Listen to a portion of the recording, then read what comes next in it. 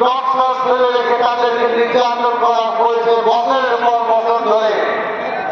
তাদের যারা বলে যে আওয়ামী লীগের রাজনীতির অধিকার আছে, তাদের কাছে বলতে চাই রাজনীতির অধিকার থাকে রাজনৈতিক দলে, কিন্তু আওয়ামী লীগ তো কোনো রাজনৈতিক দল না। এরা হলো অত্যাচারী, এরা হলো খুনি, মানুষকে তারা খুন করে, এরা ব্যাংকে লুট করে, এদেশের সম্পদ লুট করে, নিজের গতি রক্ষার জন্য ভারতের সাথে সার্বভৌমত্ব টিকায় দেয়।